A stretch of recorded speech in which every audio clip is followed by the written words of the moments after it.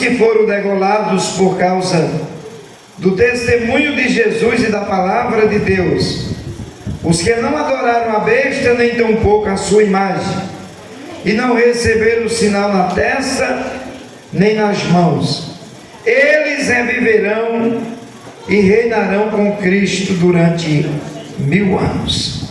Entretanto, os demais mortos não reviverão até que os 1000 anos se completassem. Até que se completassem os 1000 anos. Essa é, pois, a primeira ressurreição. Verso 6 para encerrar. Bem-aventurados e santos os que tomam parte da primeira ressurreição. A segunda morte não tem poder algum sobre eles, e serão sacerdotes de Deus e de Cristo, e reinarão com eles pelo período de 1000 anos. Você diz amém para tudo. Está apertando aqui que ele está descendo. Agora deu certo. Meus irmãos, eu quero externar minha gratidão a Deus por estar com vocês aqui nessa noite. Estendo minha gratidão ao pastor João, pastor presidente desse campo, que nos recebe com carinho. Deus abençoe ele. É como ele está descendo esse pedestal. Vamos aí. Descendo, daqui a pouco ele está lá. Pastor Joailson também, que é o vice-presidente. Deus abençoe vocês, todo o corpo de obreiro dessa casa. Gratidão ao pastor Ângelo por nos receber. Estamos hospedados ali, preparando mensagem, conversando de Bíblia e nos alegrando na presença do Senhor. Eu quero conversar com vocês sobre um assunto que é muito relevante para nós cristãos. Nós ficamos felizes porque onde a gente chega nesse Brasil afora, tem um povo assembleano com o mesmo Espírito de Deus na vida, servindo a Jesus, esperando a volta de Jesus. Eu estive no Pará o mês passado nesse mês, e houve muitas histórias do nascimento da Assembleia de Deus ali, desses 114 anos, e é interessante que a mesma chama do Belém do Pará ainda está acesa na vida de muita gente por aí. Quantos estão com essa chama acesa? Eu vi o congresso de vocês, o trabalho, e essas festas trazem um renovo do céu para a igreja do Senhor. O texto que lemos aqui de Apocalipse 20, ele está nos trazendo algumas informações a respeito de algumas coisas que vão acontecer. Presta atenção aqui para você entender a mensagem. Os 6 versículos que lemos aqui, nada do que a gente leu aqui ainda já aconteceu. Nenhum desses assuntos dos 6 versículos aconteceram. Porém, eu garanto a vocês, à luz da Bíblia, que tudo que está escrito aqui no capítulo 20 de Apocalipse e nos demais textos da Bíblia vão acontecer. Para que isso aconteça, para que tudo que está escrito aconteça, é necessário que a gente continue esperando o desenrolar da história, porque Deus tem o controle de tudo, e nenhum pregador ele pode ser irresponsável para marcar uma data a respeito da vinda de Jesus. Nós temos um pastor no Brasil muito conhecido, de uma igreja chamada Só o Senhor é Deus. Eles cresceram muito no estado do Paraná, Santa Catarina, São Paulo, e o pastor Miranda Leal, na virada do ano 2000, no ano de 98 por aí, ele profetizou que se Jesus não voltasse na virada do ano, pelos cálculos matemáticos dele, usando a numerologia bíblica, ele ia embora do Brasil. Hoje ele mora em Nova York, porque ninguém pode datar o dia nem a hora da volta de Jesus. Porém, a igreja tem de Deus a direção, a revelação bíblica para entender a respeito do fim. Jesus vai vir primeiro para 3 grupos diferentes de pessoas. Jesus vai vir para a igreja. Quantos estão esperando ele? Aleluia! Para a igreja, Jesus vai vir por meio do arrebatamento. Jesus vai vir para um segundo grupo de pessoas. Quem são esse segundo grupo? A nação de Israel. Porque com a igreja Jesus tem promessa. Capítulo 1 de João, versículo 12, Jesus disse assim: todos aqueles que me aceitaram, Deus deu poder para ser chamado de filhos de Deus. Então nós temos essa promessa dada por Deus. Porém, com a nação de Israel, Deus tem pactos e aliança. Então Jesus virá para a igreja, Jesus virá para a nação de Israel, depois do arrebatamento da igreja, quando ele for estabelecer o reino mileniar, o reino chamado reino milenal.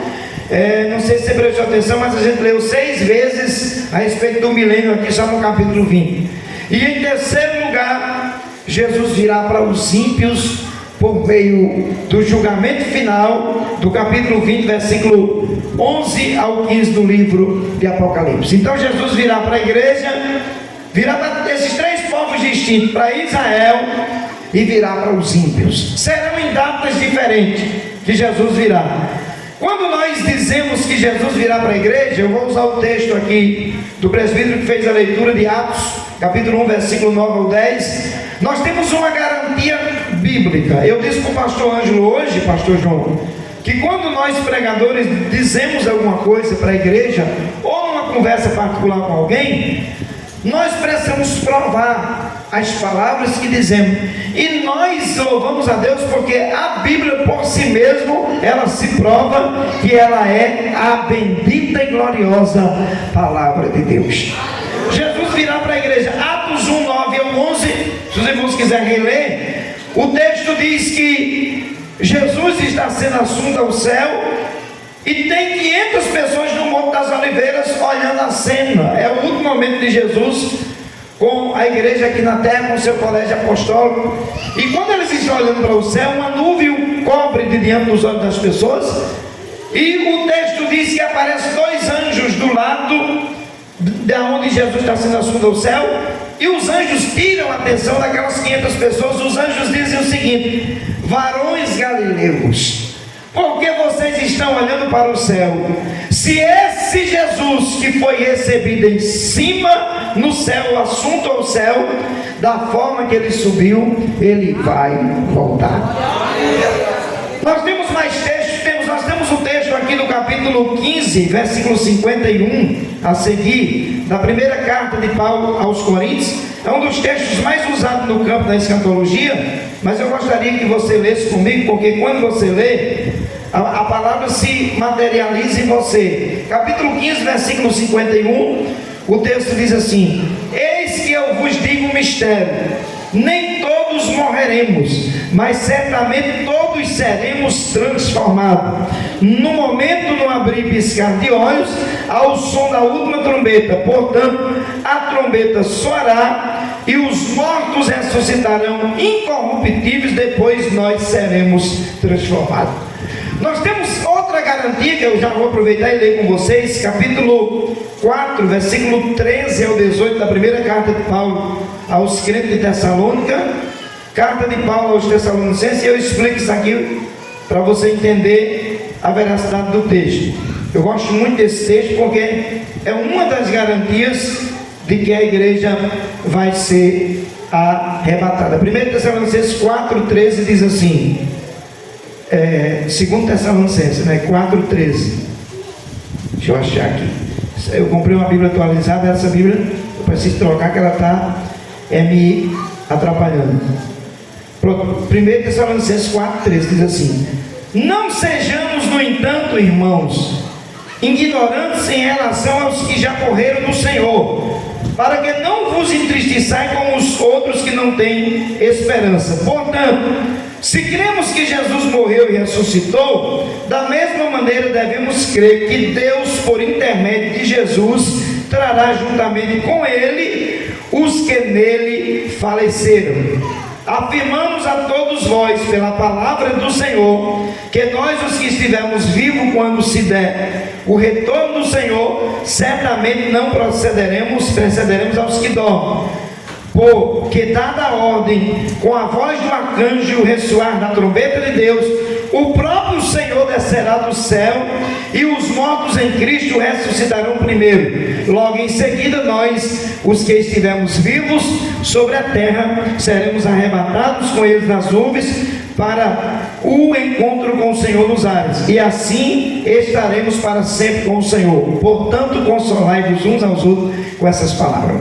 Nós temos 3 textos bíblicos que nos dão garantia a respeito do retorno de Cristo. O texto de Atos 1, 9 ao 11, o texto diz com clareza: esse Jesus que foi recebido no céu, ele vai voltar. Então nós temos aqui uma garantia bíblica de que Jesus vai voltar. Agora vamos pensar uma coisa que é interessante. Jesus vai voltar, e quando é esse retorno de Jesus? Tem gente aqui esperando Jesus há talvez mais de 40 anos. Não tem gente esperando Jesus por esse Brasil afora. Eu já encontrei gente até com 70 anos de fé em Jesus. Pois bem, para que Jesus voltasse ou volte para buscar a igreja, se faz necessário que se cumpram as profecias bíblicas. Então, nós temos uma lista de sinais a respeito da volta de Jesus. Exemplo, a Bíblia diz que um dos sinais que antecede a volta de Jesus será a fome na terra. E nós temos uma fome horrível em alguns países. Esse dia eu recebi uma ligação de um pastor da Europa, que eu estive lá pregando.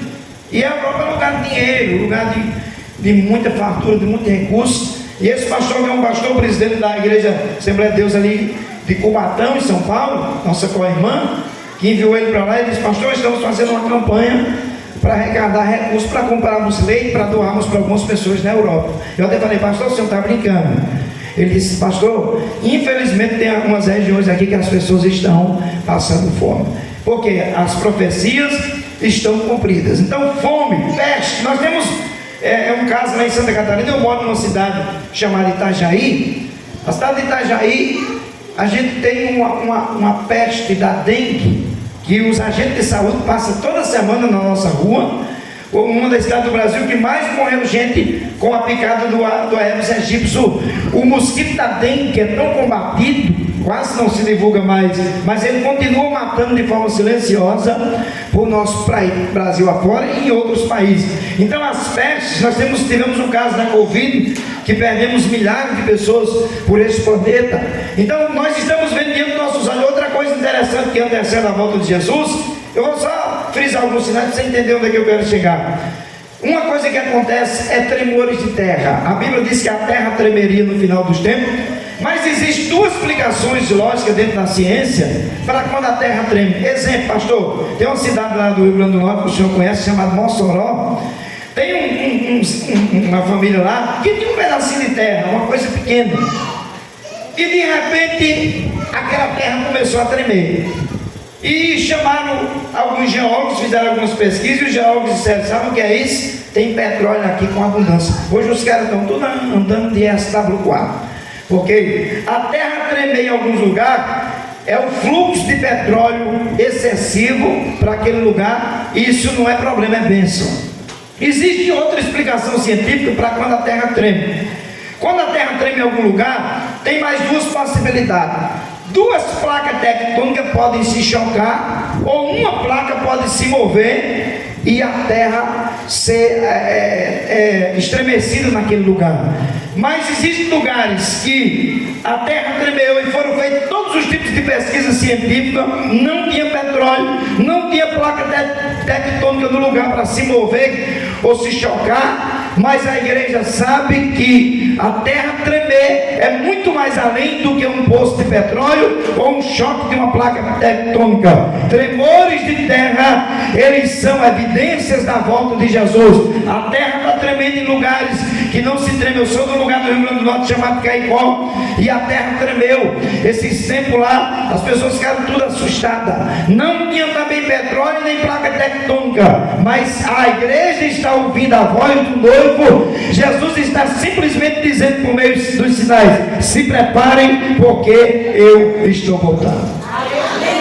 Agora, se você me perguntasse: pastor, qual é a maior profecia que antecede a volta de Jesus? Eu vou lhe dar 2 respostas. Primeiro, Jesus nos ensinou a respeito da figueira. Ele mandou olhar para a figueira. Quem é a figueira à luz da Bíblia? A nação de Israel.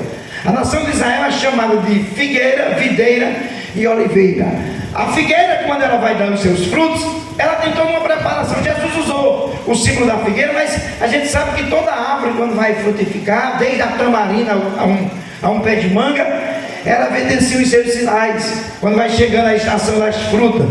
Então Jesus vai usar essa figura de linguagem para a nação de Israel, para mostrar um dos sinais mais concretos que antecede a volta de Jesus. Só para vocês entenderem, no ano 70, quando um general chamado Tito, no ano 70 depois de Cristo, ele cercou Jerusalém, trincheirou por 2 anos, a cidade de Jerusalém foi cercada, e os judeus foram impedidos de entrar e de sair, foi fechado o fluxo de abastecimento de alimentação, alguns lugares eles fecharam os fluxos de água, e com 2 anos, o general Tito, a mandado do exército, ou seja, do imperador romano, conseguiu entrar em Jerusalém.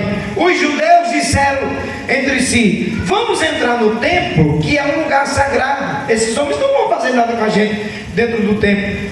Porém, Jesus tinha dito para os apóstolos uma certa vez na saída do templo: não vai ficar pedra sobre pedra que não seja derribada. Eu estou falando desses assuntos para você, porque eu preciso fazer você entender que toda profecia bíblica, ela tem o seu cumprimento. Deus tem um compromisso tão grande com a palavra, que no Salmo 138, verso 2, a parte C, o texto diz assim, que Deus exaltou a sua palavra acima do seu próprio nome. Jesus reiterou esse mesmo assunto em Mateus 24, 35, Jesus disse assim: passa céu, passa terra, passa mar, mas as minhas palavras não vão de passar. Em Jeremias capítulo 1, versículo 12, o profeta disse que Deus vela pela palavra. Sabe o que é velar dentro dessa conotação? É proteger. Deus disse assim: eu protejo a minha palavra. Tem coisas que nós protegemos, a gente protege o carro, o relógio, algumas coisas que você gosta em particular, você protege.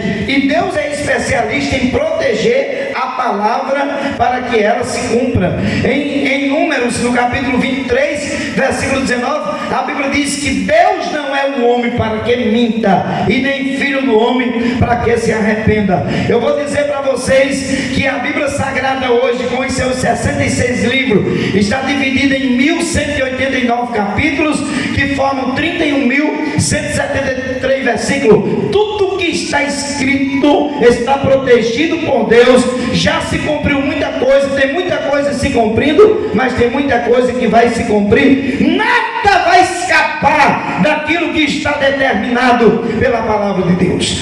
Quando o general Tito invade Jerusalém, mata os judeus, alguns conseguem fugir, eles destroem o templo, queimam o templo. Alguns historiadores dizem que eles levaram as pedras para Roma, as pedras do templo, porque havia muito minério, muito ouro nas pedras. E a partir do ano 70 depois de Cristo, Israel deixou de ser uma nação. Eu disse esses dias, pastor João, em uma aula de escatologia, que Jesus não arrebataria a igreja sem Israel ser oficialmente uma nação. Alguém me questionou, que é normal as pessoas questionar qualquer matéria que se dá de um assunto bíblico, até no mundo secular isso é normal. A gente não pode se escandalizar quando alguém nos questiona a respeito de algum assunto. Mas o que eu acho interessante é que a nação de Israel, ela tem uma ligação muito grande com as profecias. Eu vou explicar. Quando Israel deixou de ser uma nação, a igreja não seria arrebatada. Por quê? Porque depois do arrebatamento da igreja, precisa se cumprir as profecias que um descendente de Davi se assentará no trono de Davi. Nós temos a promessa do reino mileniar, que Cristo vai governar com a igreja, e tudo isso que está escrito vai acontecer. Israel passou 1878 anos sem ser uma nação. E qual foi a profecia que Jesus nos ensinou? Olhe para a figueira, quando ela estiver florescendo, os frutos vão aparecer.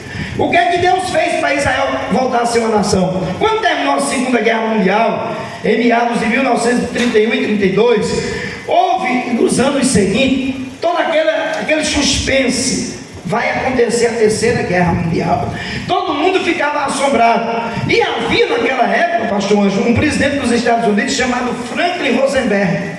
E o Franklin Roosevelt, ele teve uma ideia. Ele disse: eu vou criar uma associação de países, porque se a terceira guerra mundial acontecer, nós estaremos unidos nessa associação de países e de forma democrática nós vamos conseguir nos conciliarmos e impedir uma devastação da terceira guerra.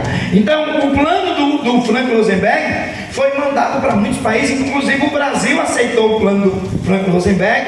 No ano de 1945, um brasileiro gaúcho chamado Oswaldo Aranha, está até na nossa revista do ano passado, de um trimestre da Escola Dominical, o Oswaldo Aranha foi representar o Brasil.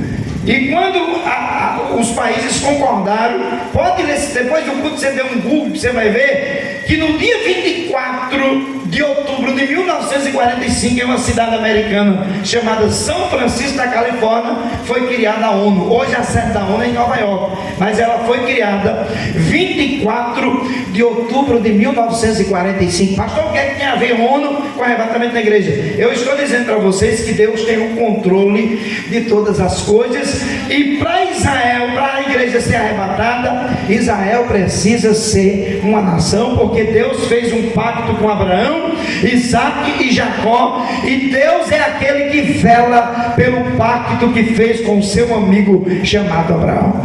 Quando Israel voltou a ser uma nação, ou seja, quando Israel soube que houve esse tratado e a criação da ONU, Israel já tinha representante em tudo que é país, e há uma profecia. Eu até escrevi um livro sobre isso, o renascimento de Israel, o sinal do fim.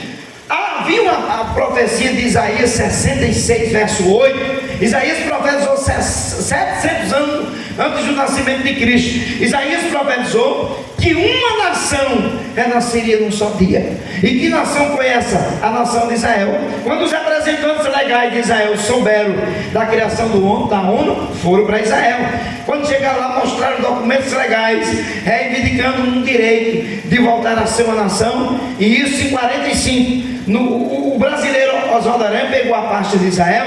Ele lutou juntando documentação e informações no final de 45 até dia 14 de maio de 1948, quando a figueira floresceu oficialmente. Depois de 1878 anos, Israel voltou a ser uma nação. A figueira já floresceu. As profecias que estão apontadas para a nação de Israel estão preparadas para se cumprir, porque no momento que a igreja for arrebatada, o plano de Deus continua, porque Deus tem um compromisso para cumprir tudo aquilo que está determinado. Algumas coisas que se vai necessário explicar para os irmãos. Se o arrebatamento da igreja acontecesse agora, o que aconteceria de tão importante? Primeira coisa que acontece está aqui nos dois textos que fizemos leitura. Todos os que morreram em Cristo, todos aqueles crentes que a gente fez sepultamento. Pastor João, um dos cultos mais difíceis que eu fiz na minha vida foi o sepultamento do meu pai. O culto fúnebre. Eu tenho mais dois irmãos que são pastores, presidente de alguns trabalhos, e nós nos reunimos de estados diferentes e viemos. E na qualidade de família, a gente deu toda aquela ordem para abrir a sepultura, para guardar o corpo do nosso pai. E eu olhei para aquela sepultura e eu disse para ela, comigo mesmo, pensando comigo: hoje nós, na qualidade de família, estamos dando ordem para você se abrir e guardar o corpo do nosso pai. Mas naquele dia que a trombeta tocar, quem vai dar ordem para você se abrir sepultura é aquele que está sentado no trono, porque todos os que morreram em Cristo vão ressuscitar primeiro. É o que está prometido. O crente que foi queimado, houve um carnaval, ou seja, uma festividade de um santo francês que é um mito da igreja católica. Ele foi nesse dia de celebração do dia de São Bartolomeu na França, dia 10 de março, foram mortos 70 mil crentes e queimados na fogueira, queimados em postes, e as cinzas desses crentes foram jogadas em ribeiro. Ele jogava as cinzas dos cristãos e dizia: nós queremos ver, crentes, quem fazem vocês escapar das nossas mãos. A gente não sabe onde estão as cinzas dos restos mortais daqueles irmãos, mas no dia que a trombeta tocar, as cinzas vão se juntar, vão formar um corpo de glória semelhante ao de Jesus, e essas pessoas vão se encontrar com Jesus nos ares. Você que está aqui, que perdeu um parente seu servindo a Jesus, fique tranquilo, que se você pudesse falar com ele dizia: eu estou bem, porque ele está numa antessala do céu, num lugar de repouso, esperando a trombeta tocar nos ares. Quem acredita nessa verdade bíblica, levanta a mão e dá um glória para ele. Quando a trombeta tocar que os mortos ressuscitarem, aí vai entrar no plano a igreja militante que somos nós. Nós temos a igreja de Cristo, é composta por dois grupos: a igreja triunfante, que são os crentes que já morreram em Cristo, e a igreja militante, que somos nós, que todos os dias estamos lutando contra o pecado. Todo dia o pecado bate na porta da nossa existência. Todo dia o mundo nos oferece coisas para nos tirar da presença de Deus. Mas se você tiver desejo de morar no céu, Jesus vai cuidar de você todos os dias da sua vida, vai lhe ajudar na hora da fraqueza, vai lhe dar ânimo quando você estiver desanimado. Uma coisa eu garanto para vocês, à luz da Bíblia: Jesus é o mais interessado em lhe levar para o céu. Quando a trombeta tocar, que os mortos que morreram em Cristo ressuscitar, aí nós seremos transformados num abrir e piscar de olhos, num corpo incorruptível de glória, semelhante ao de Jesus. A Bíblia diz que se faz necessário que aquilo que é mortal se revista da imortalidade, aquilo que é corruptível se revista da incorruptibilidade. Quando a trombeta tocar, mais rápido do que abrir e piscar de olho, nós vamos ser arrebatados. Quem tem essa esperança? Isso é uma verdade bíblica, é isso que nos motiva, é por isso que você não desiste do céu, porque você sabe quem chamou você, quem cuida de você e sabe para onde você vai. Por isso que João teve a visão da cidade santa. Ele disse: eu vi a santa cidade descendo do céu como uma noiva ataviada, como uma esposa ataviada para o seu esposo. A cidade santa, ela foi construída antes da fundação do mundo, e é lá que a igreja vai entrar para viver por toda a eternidade. Se o arrebatamento acontecesse agora, para onde nós iríamos? 2 Coríntios capítulo 5, versículo 10. Nós vamos para um lugar chamado Tribunal de Cristo. No Tribunal de Cristo nós vamos passar por 6 avaliações. Nós vamos ter as nossas obras manifestas, passando por um processo de 6 avaliações. As 3 primeiras avaliações, está escrito lá, pastor, 1 Coríntios capítulo 3, versículo 10 a seguir. As 3 avaliações, elas são aquelas obras que são feitas em palha, madeira e feno. São coisas que não suportam o fogo. Madeira não aguenta fogo, palha não aguenta fogo, nem feno aguenta fogo. E são aquelas obras que nós fazemos para aparecer, que nós fazemos sem temor a Deus, que nós fazemos por fazer. A Bíblia diz que todavia algumas pessoas não receberão galardão, mas serão salvos todavia pelo fogo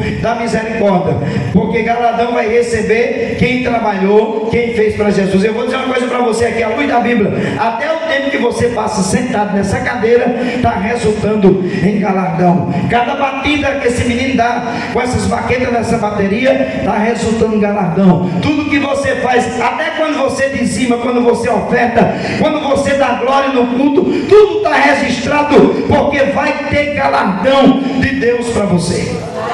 As outras 3 avaliações são aquelas obras que fazemos em pedras preciosas, em prata, em ouro. São 3 metais que aguentam fogo. É aquilo que você fez para Deus com a alma, você fez com o coração, você fez com temor, você fez porque ama Jesus, você fez não porque faz parte de uma igreja evangélica, você fez porque Jesus lhe chamou e você sabe para onde está indo. Essas obras vão resultar em galardão. Isaías disse aqui no capítulo 40, versículo 10, que o Senhor virá e diante da sua face ele terá um galardão para dar a cada um segundo as suas obras. Vai ter recompensa de Deus para você que fez para Deus com amor, às vezes com as suas limitações e fraqueza, mas Jesus disse para a igreja de Filadélfia: eu sei as tuas obras, e mesmo tendo pouca força,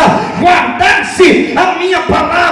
Crente que guarda a palavra escondida no coração recebe graça e força de Deus para prosseguir. É por isso que a igreja está caminhando firme todos os dias em meio a todas essas batalhas, porque a igreja é alimentada por aquele que tem pão. Eu me lembro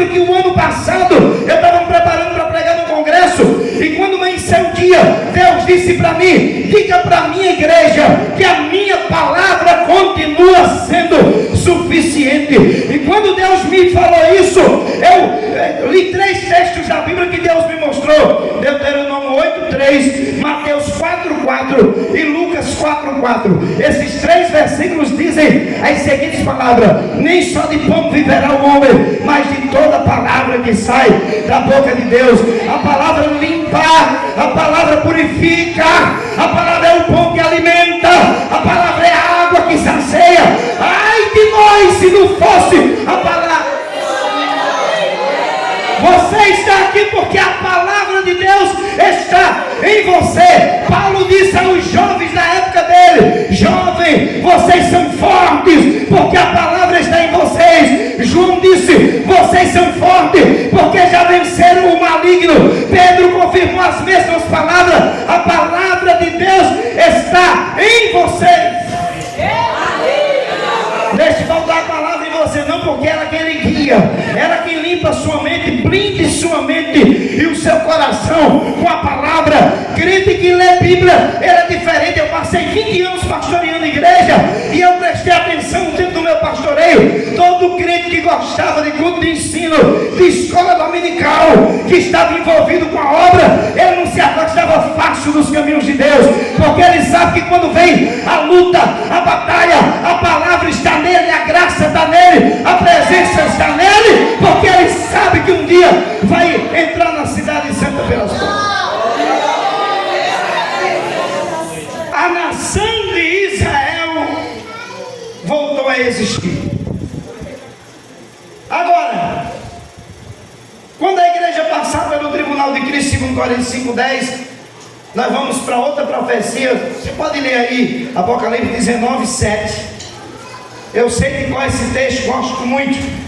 Alegrai-vos, alegremos-nos e exultemos e demos-lhe glória, porque chegou a hora das bodas do Cordeiro e a sua noiva já está preparada. A festa das bodas já está preparada. A mesa está pronta, o salão está ornamentado, o banquete já está preparado, os anjos já estão prontos para servir a noiva, porque vai ser o casamento do noivo com a noiva. Por isso que o noivo chamado Jesus tem tanto cuidado com essa noiva. Ele não deixa a noiva ser manchada, porque o pecado, quando mancha a noiva, ele vai lá e passa sangue para limpar. A palavra é a fonte que limpa as vestes, e nós vamos participar dessa festa. Quem tem essa esperança?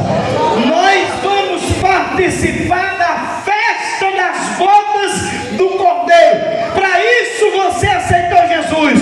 Você não aceitou Jesus para fazer parte de uma associação recreativa e religiosa. Você aceitou Jesus porque você é salvo. Por isso que Deus batizou você com o Espírito Santo. Por isso que o temor de Deus está em você. É por causa da palavra que está em você. Eu vi um pregador dizer que um crente, quando deixa de se alimentar com a palavra, ele fica espiritualmente anêmico. E a anemia espiritual é terrível, porque ela deixa fraquezas, sequelas, nada presta mais para aquele crente. E é preciso que Deus dê uma vitamina do céu para ele, e a vitamina ainda é a palavra, porque ela mexe com a gente, para que a gente acorde e continuemos esperando a volta de Jesus. Quando terminar as festas das bodas, nós vamos falar do relógio humano. 7 anos já se passaram, e enquanto a igreja está lá no tribunal de Cristo, na festa das bodas, o que é que vai acontecer aqui? Eu vou explicar uma coisa para vocês aqui, dentro de um conceito da teologia bíblica na área da escatologia. Existem 3 crenças diferentes, crenças distintas, quando se fala de arrebatamento, de volta de Cristo, de tribulação e de outros assuntos mais. Quem são? Existe um grupo chamado pós-tribulacionista. O pós-tribulacionista, ele não acredita que a igreja vai ser arrebatada antes da tribulação. O pós-tribulacionista defende veementemente que a igreja vai passar pela grande tribulação. Existe um outro grupo chamado de midiomeso-tribulacionista, que eles acreditam que a igreja vai passar 3 anos e meio na grande tribulação. Mas eu vou provar para vocês, à luz da Bíblia, no capítulo 14, versículo 5 de Apocalipse, João disse assim: eu vi 3 anjos voando pelo meio do céu e pregando o evangelho eterno. Esses 3 anjos que João viu, eles estão pregando o evangelho do reino. E o que é que tem de interessante nisso? Eu vou explicar para vocês, à luz da realidade bíblica. A missão de pregar evangelho nunca foi de anjos. O anjo chegou na casa de Cornélio e disse: manda e chama Pedro, que Pedro vai dizer para vocês as palavras dessa vida. Ninguém vai encontrar anjo pregando no Novo Testamento. Anjos trouxeram mensagens no Velho Testamento. Pastor, e os anjos trabalham hoje?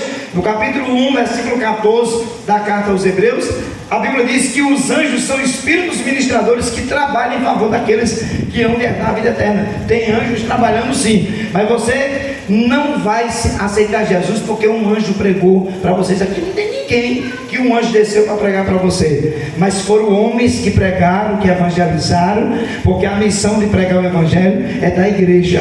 Mas por que João teve a visão de anjos pregando e dizendo: temei a Deus, temei aqueles que criou todas as coisas, a Ele dai glória, temei aquele que criou as fontes de água? Sabe por que o anjo está pregando? Porque a igreja não vai estar na terra na grande tribulação para pregar o evangelho. A promessa de Deus sempre foi proteger e cuidar da igreja. Alguns pós-tribulacionistas, eles defendem essa ideia que a igreja vai passar pela grande tribulação porque os crentes sofreram no Coliseu Romano, porque os crentes sofreram na fogueira. Gente, os crentes estão sofrendo na Nigéria, aqui perto de nós.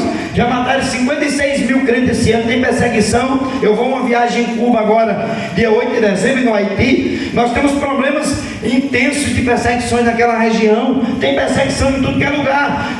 Na Europa mesmo, eu vi uma reportagem hoje que tem uma perseguição intensificada. Eu já estive pregando na Europa em alguns lugares, e lá a perseguição é um pouco diferente. Lá você não pode distribuir literatura, na região que eu fui. Lá na Irlanda você não pode parar para fazer culto da forma que a gente faz aqui em qualquer lugar. Você pode chegar aqui no Brasil num bar e pedir licença, os caras baixam até o som, pode estar tudo cheio de cana, mas eles deixam você pregar, porque tem gente desviada, porque sabe que a nossa Constituição ainda nos dá esse direito. Em países de alguns lugares não damos esse direito de se pregar o evangelho de forma livre. Então a igreja de Cristo tem essa oportunidade. Então nós entendemos que na época da grande tribulação a igreja não vai estar aqui, porque a igreja vai participar da festa das bodas e do tribunal de Cristo, e depois vai voltar com Jesus. Quem é que vai pregar na grande tribulação? Esses 3 anjos que João viu, as 2 testemunhas do capítulo 11 de Apocalipse.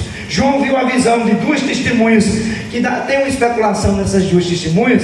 Algumas vezes as pessoas nos perguntam: pastor, quem são as 2 testemunhas? Pode ser Elias e Enoque, que não morreram?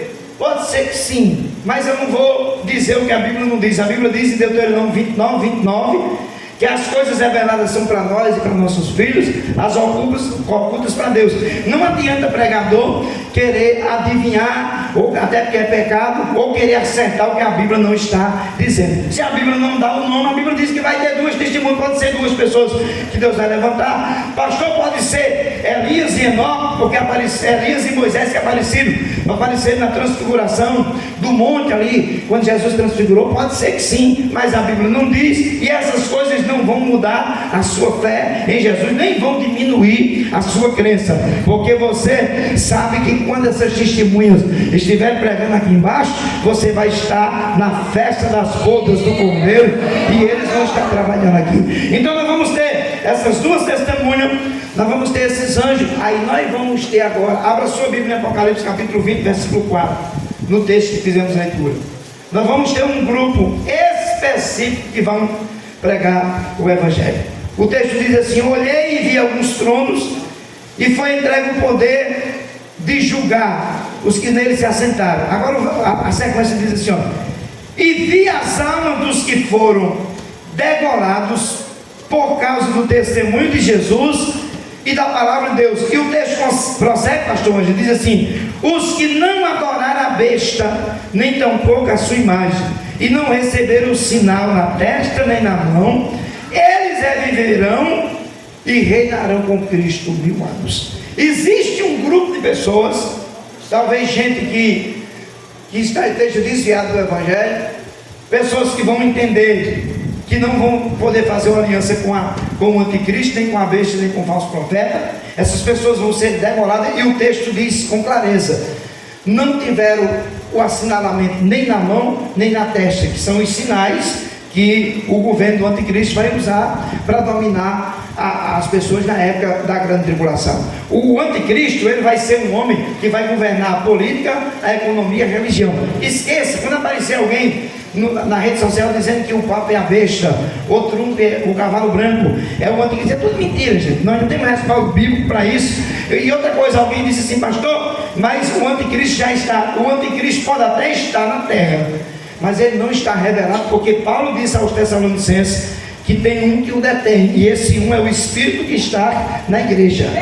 Não tem essa ideia da gente estar criando ilusões. Crente não vive de ilusão. Crente conhece as Escrituras, sabe quem tem crido, não tenha nem medo dessa questão de anticristo na terra, não. Agora, no tempo de João, ele disse assim: o Espírito do anticristo, pastor Joilson, já está na terra. Desde o tempo de João, o que é o Espírito do anticristo? É tudo aquilo que se opõe a Deus. Às vezes ele está dentro da igreja, está na igreja, mas não concorda com as Escrituras. É o Espírito do anticristo. Às vezes trabalha contra a própria obra de Deus. É a ação do anticristo. Agora, o anticristo está na terra, não tem nem lógica dele estar aí. Se ele estiver escondido, que a gente não sabe se o arrebatamento da igreja é daqui uma semana, daqui um mês, ou é hoje à noite, na hora que acontecer o arrebatamento, aí o anticristo vai se revelar, porque está na Bíblia. Mas não tenha medo de o anticristo se revelar enquanto a igreja estiver aqui na terra, porque a igreja tem a promessa. Pode aparecer todo tipo de pregador de internet querendo aparecer, querendo vender livro, porque acha que isso é certo. Nós não vivemos de achismo. Crente assembleano vive de ensinamento da Bíblia, e sabe quem tem crido, e sabe aonde vai morar. Fica dando crédito não, irmãos, para qualquer um não, que fica inventando coisas que não tem nada a ver com as Escrituras. De vez em quando alguém me chama: pastor, mas alguém disse isso e disse aquilo. Eu digo: o povo diz o que quer. Eu gosto muito do pastor Hernandes Dias, já li o livro dele, escuto ele, mas ele prega que o milênio é uma figura de linguagem, porque não tem, segundo ele, não tem uma sustentação teológica para provar que o milênio é real, porque aparece a palavra milênio só uma vez na Bíblia, só que nós lemos 6 no capítulo 20, só em Apocalipse 20. Então nós temos ciência de que o milênio é real. Nós acreditamos que a igreja vai ser arrebatada. Quem acredita que a igreja vai ser arrebatada? E enquanto a igreja estiver aqui na terra, a ideia do anticristo se manifestar está descartada. Nem tenha medo disso, porque o Espírito de Deus que está em você impede qualquer ação do anticristo. Agora, quando a igreja for arrebatada, aí dá-se a sequência daquilo que está para acontecer. Mas quando estiver na época da grande tribulação, quem vai pregar o Evangelho? Os 3 anjos, as 2 testemunhas, essas pessoas. Por que o texto diz aqui, onde você leu comigo, Apocalipse 20, verso 4? Por que eles estão, as almas dessas pessoas estão debaixo do altar de Deus? Foram degoradas por 2 razões: por causa da palavra de Deus e o testemunho de Jesus. Elas vão serem mortas e não vão aceitar que o anticristo carimbe elas na mão ou na testa. Elas vão se ceder para a morte. E para onde essas pessoas vão? Como a igreja foi arrebatada e vai estar na festa das bodas, eles não podem ser arrebatados, porque o arrebatamento já passou. Então eles vão esperar completar os 7 anos, para quando Cristo vier com a igreja para estabelecer o reino mileniar, eles serem ressuscitados. E o texto diz que esses reinarão com Cristo durante o período de 1000 anos. Então nós estamos falando aqui verdades absolutas. Jesus virá para 3 povos: igreja, que é por meio do arrebatamento. Segundo, agora Jesus virá e vai acontecer aqui o que nós lemos no capítulo 20 de Apocalipse. O capítulo 20 começa dizendo que João viu uma visão de um anjo que descia do céu. O anjo está com as 2 mãos ocupadas. Em uma mão ele tem uma corrente, na outra mão ele tem a chave do poço do abismo. O que é que esse anjo vai fazer? Ele vai descer à terra e ele vai prender o dragão, a antiga serpente, que é Satanás, vai lançar no poço do abismo, vai selar com aquela chave, E Cristo vai estabelecer o reino mileniar com a igreja. Pastor, e como é que vai funcionar? O que é que vai acontecer no milênio? Primeiro, na época do milênio, as armas de guerra vão ser transformadas em ferramentas agrícolas. Essa criança que está correndo dentro da igreja, pode deixar ela botar a mão na boca do leão, pode deixar ela brincar com uma cobra, que não vai acontecer nada. É isso que a Bíblia nos ensina. Haverá um tempo de paz durante 1000 anos. Haverá uma paz extraordinária. Agora, quando os 1000 anos estiver se completando, o anjo que fechou o poço do abismo vai abrir, e Satanás vai sair do poço do abismo e vai juntar uma multidão. Irmãos, a gente tem 3 inimigos. Eu escutei o pastor Abel de Santana há quase 30 anos atrás pregar essa mensagem, eu nunca esqueci. E ele prega sobre os 3 maiores inimigos do crente. Primeiro, o diabo. Segundo, o mundo, aquilo que o mundo nos oferece, o sistema em si. E em terceiro lugar, a nossa carne. Eu escutei um pastor de 84 anos pregar em Santa Catarina, e ele disse para a gente no culto, já aquele senhor com 84 anos de idade, mas bem lúcido, ele disse: irmãos, quando eu era adolescente, eu dizia para mim: Jesus, quando eu casar, toda tentação que eu passo vai se acabar. Ele disse: eu casei, as tentações continuaram. Eu disse: quando eu ficar velho, eu já vou ser avô e as tentações vão se acabar. Ele disse: hoje eu estou com 84 anos e descobri que a carne ainda continua miserável. A carne quer o pecado, a carne é orgulhosa, a carne é soberba, mas tem uma maneira dessa carne se quebrar: a palavra da graça de Deus que está em você, a presença de Deus que está em você, ela sim neutraliza a força da carne, os desejos carnais que são pecados contra Deus, e purifica todos nós de qualquer ação da nossa carne. Então, na época da tribulação, quando passar os 7 anos da tribulação, a igreja vai estar com Cristo governando, a igreja vai estar no corpo de glória. Pastor, e onde é que a gente vai governar? Nós vamos ter o cumprimento da profecia de Apocalipse, quando João disse que viu a cidade santa descer. Ela vai descer sobre Jerusalém. A igreja vai estar morando em Jerusalém, na cidade santa, e vai estar governando com Cristo, porque a Bíblia diz em 1 Tessalonicenses capítulo 4 versículo 18, que estaremos para sempre com o Senhor. O que Jesus fizer, a gente faz também. Quando se acabar os 1000 anos, que houver a última batalha entre o bem e o mal, entre Deus e Satanás, aí vai acontecer o que está aqui no capítulo 20 versículo 11 de Apocalipse. Jesus virá para o terceiro grupo de pessoas, que são os ímpios. Já veio para a igreja pelo arrebatamento, já veio para Israel por meio do milênio, vai salvar Israel, que na época o anticristo vai quebrar aliança com ela, e agora Jesus virá para os ímpios. No capítulo 20 versículo 11, o texto diz assim, de Apocalipse: em seguida observei um grande trono branco, e o que estava sentado sobre ele a terra e o céu fugiram da sua presença, e não foi achado lugar para eles. Vi também os mortos, grandes e pequenos. Isso aqui fala de ricos e pobres, não é só estatura física, em pé diante do trono, e alguns livros foram abertos. Então abriu-se outro livro, o livro da vida, e os mortos foram julgados nelas pelas observações que estavam registradas nos livros, de acordo com as suas obras realizadas. O mar entregou os mortos que jaziam nele, e a morte e o inferno entregaram os mortos que neles havia, e um por um foram julgados de acordo com o que tinham feito. Então a morte e o inferno foram atirados no lago de fogo. Esta é a segunda morte, o lago de fogo. E em o verso 15: e todo aquele cujo nome não foi encontrado escrito no livro da vida será lançado no lago de fogo. Lembrando aos irmãos que todas as pessoas que vão ressuscitar para essa reunião do trono branco, elas não têm nem 1% de chance de serem salvas, porque elas vão participar de um julgamento condenatório. Não há advogado de defesa, porque o advogado chamado Jesus, que hoje é advogado, ele vai ser o supremo juiz, e ele vai sentenciar de acordo com tudo aquilo que foi escrito nos livros das obras dessas pessoas. Ninguém vai escapar, nem grande nem pequeno, nem rico nem pobre. Todas as pessoas vão se comparecer diante do trono branco e vão ser julgadas, cada um segundo as suas obras. E o texto diz que quem não foi achado escrito no livro da vida, foi lançado no lago de fogo. A igreja não vai passar por esse julgamento. Não tem possibilidade da igreja passar por esse julgamento. Por quê? Porque a igreja vai estar do lado do trono de Cristo para julgar as nações que não obedeceram ao Senhor. Eu estou falando um resumo aqui do assunto da escatologia sobre a volta de Cristo, mas tudo que eu falei para vocês aqui vai acontecer, letra por letra, palavra por palavra. O arrebatamento da igreja é uma realidade. Não sabemos o dia nem a hora, mas eu vou dizer uma coisa para vocês aqui, que a maior profecia que antecede a volta de Jesus é o renascimento de Israel. A figueira já floresceu.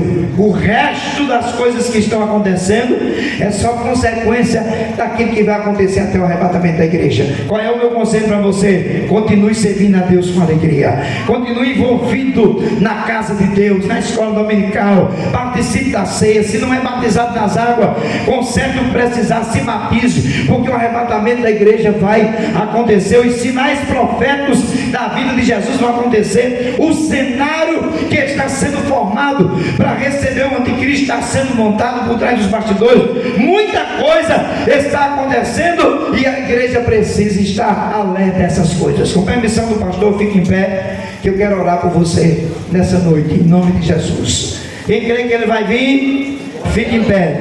Muito em breve vai surgir uma notícia de um povo que desapareceu.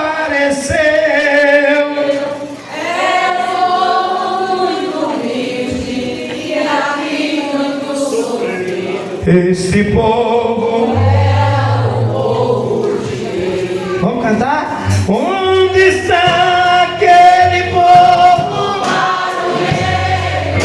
Vai ficar só a saudade.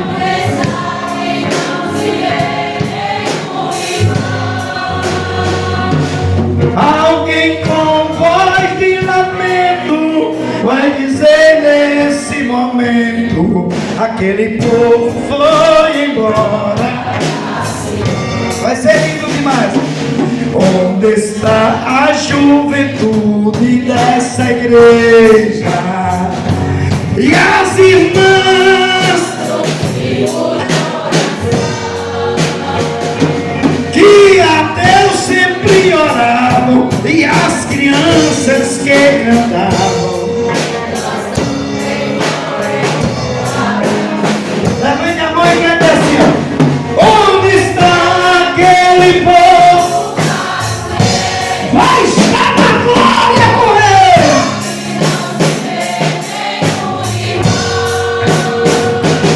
Alguém com voz de lamento vai dizer nesse momento: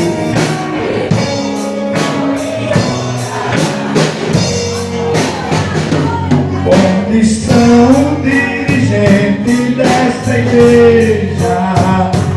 Os obreiros daqui, aonde estão? As mensagens que pregavam, muitos tristes se alegravam, eles são agora para encerrar. Onde está? Nós vamos estar lá com ele. Quem tem essa esperança? Quem tem essa esperança?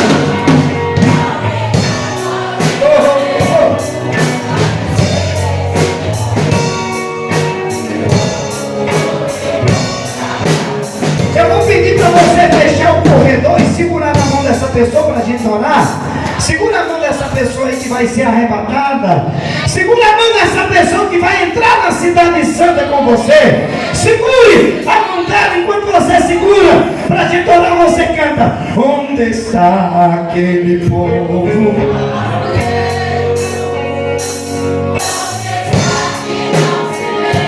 Nós somos o coral mais bonito de São Miguel do Tabuio.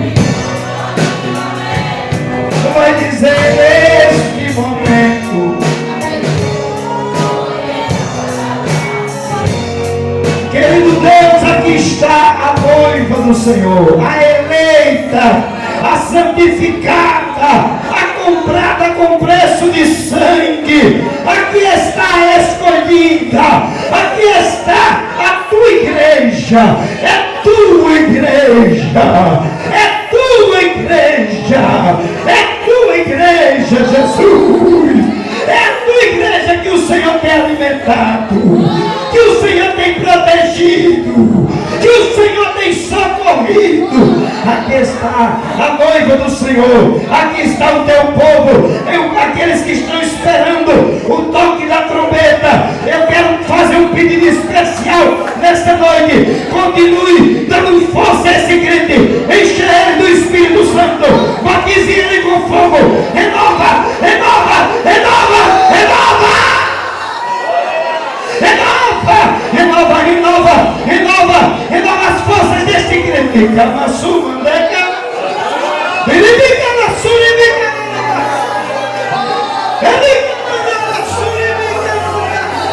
Há uma presença dele, a mesma presença que estava no ginásio na festividade está na casa. Há uma presença dele nesta noite. Há uma presença do dono do céu. Há uma presença do dono da igreja, do noivo. Você está segurando a mão de alguém que está com o nome escrito no livro da vida. Você está segurando a mão de alguém que vai entrar na cidade santa pelas portas. Você está segurando as mãos de um crente salvo nesta noite. Se você crê, solta a mão desse crente, levanta as duas mãos para o céu e encerra cantando assim comigo. Sei que estás aqui, Senhor. Podes perceber quem sou. Glória. Podes ver se há em mim um verdadeiro amor. Levante a mão. A minha oferta eu, glória, ofereço a ti, Deus meu, para reconhecer que nada tenho tudo a ter. Eu quero te adorar, ainda que a figueira não. Eu quero me alegrar, mesmo se o dinheiro me faltar. A vitória vem, mesmo que pareça que é. Pois tu és fiel, Senhor, fiel a mim. Levanta a mão para encerrar e canta assim, dizendo que ele é fiel.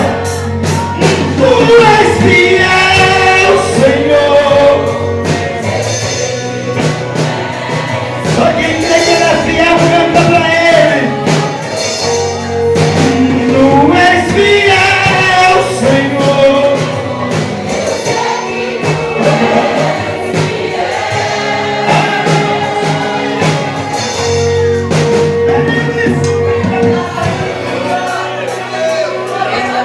Há uma presença dele muito forte aqui nessa noite. Há renovo no céu nesta casa. Há renovo no céu nesta casa. Tem uma presença do céu neste lugar. O avivamento chegou na região aqui de São Miguel. Erika.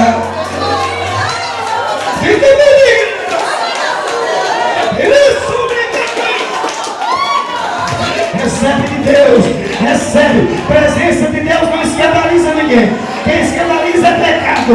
Deixa ele renovar você, deixa ele encher você, deixa ele encher. Encha, meu Deus, o teu espírito, da tua graça, da tua presença. Encha, reparta dons espirituais nessa noite. Dê a esse crente o dom da palavra, o dom da ciência, o dom de profecia, o dom de interpretação e variedades de língua. Manifeste tua presença.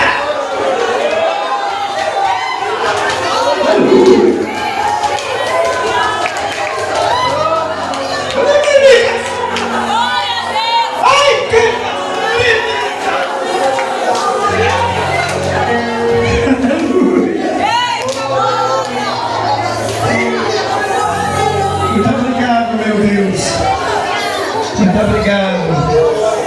Em nome de Jesus. Meus irmãos, deixa eu só 5 minutinhos que eu já devolvo para o pastor. Só quero anunciar. Se o pastor antes puder dedicar a live aí, por favor, pode cortar que já termina aqui.